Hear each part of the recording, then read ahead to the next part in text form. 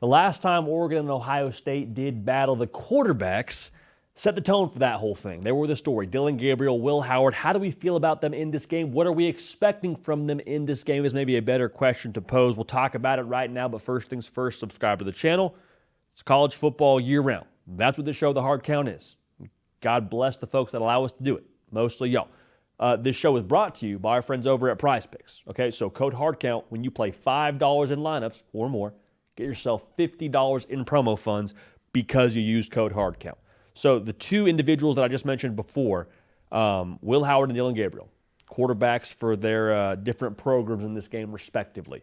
Last time they played, both these dudes went nuts.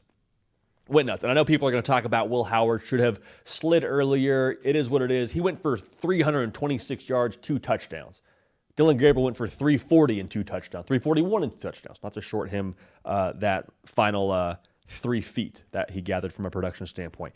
I'd be wildly surprised if PrizePicks put either one of their passing totals that high again. I think Dillon Gabriel, his number will be right around 310.5. I think Will Howard, his number will be right around 290.5. I'm actually going to go ahead and walk the line with Dillon Gabriel and take less. I'll take Will Howard more than 290 because Will Howard's been hooping. We'll talk more about DG in a second. Will Howard has been hooping. I think that Ohio State will be extremely aggressive. I think that the Michigan loss, as much as it sucks, as much as it hurt the confidence for that short period of time for the folks in Columbus, I think it also kind of took away some fear. It's like when the worst thing that could potentially happen to you in any situation actually happens. You're like, okay, that wasn't so bad. I'm still breathing. We still got our national title hopes on the line. So I think that they will come out swinging. I think they'll throw the football a whole lot. For Dillon Gabriel, it's not that I don't think he's going to have a great game. I think he will.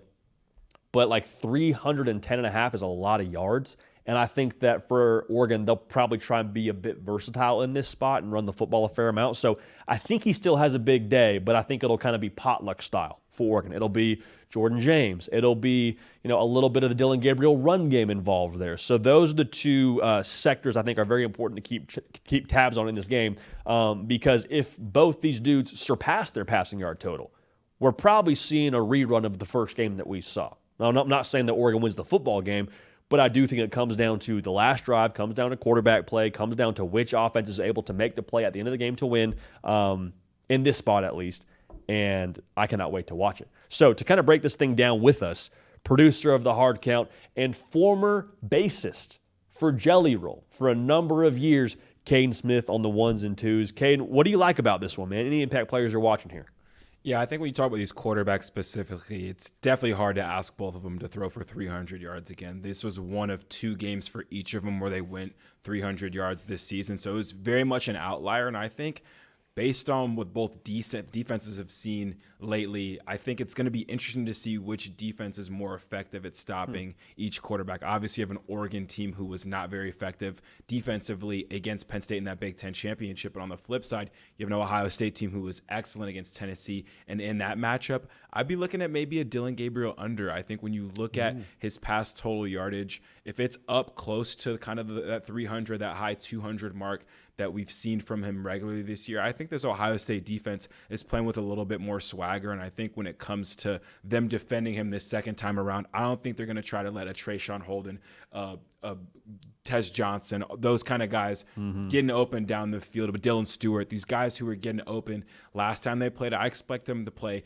top down in this game, try to keep everything in front of them as a secondary. They did a great job of it against Tennessee. It's obviously a lot easier said than done with the weaponry that you have over there at Oregon and Eugene. But I think in this game, now at a neutral site instead of not at home, maybe Dillon Gabriel isn't quite as effective as he was. I still think he'll be efficient. This is a guy when it comes to QBR efficiency decision-making.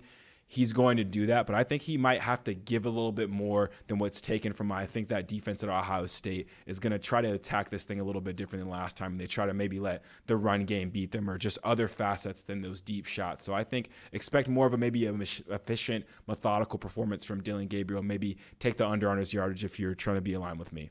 Yeah, I mean, the less they're on Dillon Gabriel's yards, I'm with you, man. You made a great point.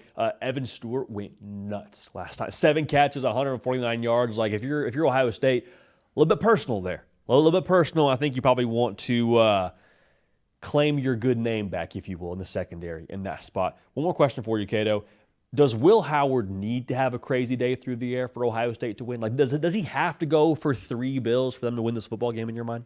I don't think he does. I think what he needs to be is just as effective with his legs as his arm. I think we have a combined rushing, passing. I'd be interested. Both quarterbacks in this last matchup both found the end zone through the legs. So I think when you look at the rushing for both of these guys, I think that's what's going to separate them. I personally think Ohio State might win this game. And I think if they do win this game, we're going to have to see Will Howard be effective with his legs. I don't know if he can maybe take his carries or how many attempts he'll have, but I imagine in short yardage, he'll be effective. In the goal line, he'll be effective. So I think when you look at Will Howard, no, I don't think he has to be some type of Superman. I don't think he has to put a cape on. He has the Avengers around him, as we've said before. He has Jeremiah Smith. He has a two-headed monster when it comes to that running back position. I think he just needs to be himself, distribute the ball evenly so Oregon doesn't necessarily know who to favor, who's going to get it. And I think he needs to be effective with his legs. I think that's what maybe gives Ohio State the edge in this game. So I look for him, whether it's his carries, attempts, maybe a rushing touchdown, his total touchdowns. I think Will Howard's still going to end the game with an impressive stat line, but I don't think it's going to be a performance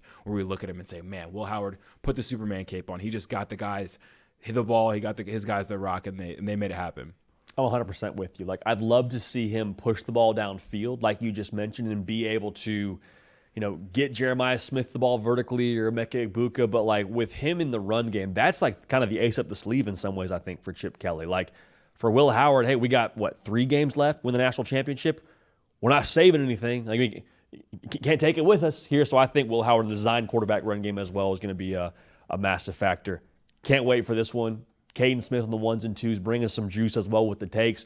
We appreciate y'all being locked in, making this show what it is. Again, code HARDCOUNT, $5 in lineups, $50 in promo funds. We appreciate y'all. We love y'all. Going to keep this party rolling. And we will see y'all next time.